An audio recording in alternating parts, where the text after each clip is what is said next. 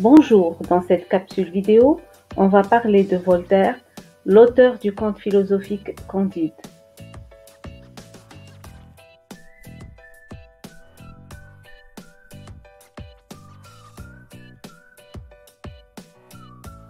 Voltaire, de son vrai nom François-Marie Arouet, est né en 1694 et décédé en 1778. Est un des auteurs les plus importants du siècle des Lumières. Il incarne la lutte contre l'intolérance sous toutes ses formes. Il s'illustre par de nombreux écrits appartenant à différents genres, parmi lesquels on peut citer l'essai avec le traité sur la tolérance qu'il écrivit pour défendre le protestant Calas, condamné à mort injustement, la poésie avec le mondain ou poème sur le désastre de Lisbonne, ou encore le théâtre avec Zaïre. Mais le genre qui lui vaut la plus grande renommée aujourd'hui est le conte philosophique. L'ingénu, Zadig et Candide notamment sont les plus connus.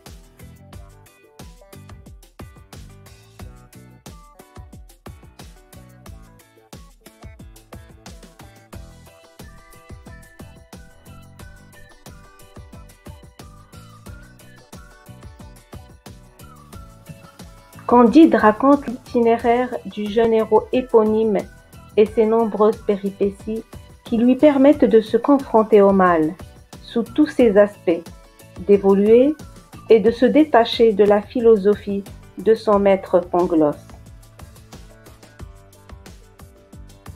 Cette œuvre pleine d'ironie est un redoutable écrit contre tous les abus. Candide ou l'optimisme est un conte philosophique paru en 1759 à Genève. Ce texte a été réédité 20 fois du vivant de l'auteur, ce qui en fait un des plus grands succès littéraires français. Le conte philosophique est un sous-genre de l'apologue. C'est un conte mêlant les caractéristiques d'un conte traditionnel ainsi qu'une visée philosophique. Dans cette œuvre, on retrouve l'esprit critique emblématique du siècle des Lumières. Voltaire dénonce notamment l'optimisme métaphysique de Leibniz, la complicité entre le pouvoir et l'Église. Il critique également la religion, toutes les formes d'injustice et d'arbitraire, la violence, l'esclavage, l'immoralité, la classe aristocratique et bien d'autres choses encore. Afin d'éviter la censure, Voltaire véhicule ses idées à travers des personnages fictifs.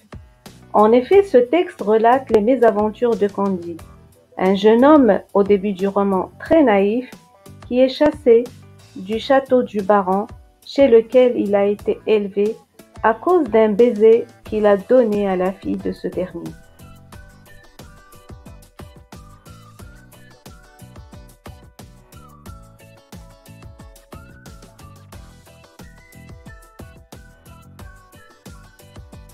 Le jeune homme sera accompagné par plusieurs personnages durant ses péripéties, comme par exemple son précepteur Pangloss, sa bien-aimée Cunégonde, une vieille femme, Cacambo, Martin. Voltaire dénonce donc, grâce à l'ironie, représentée à travers les épreuves du personnage éponyme, les différentes injustices de la société de son époque.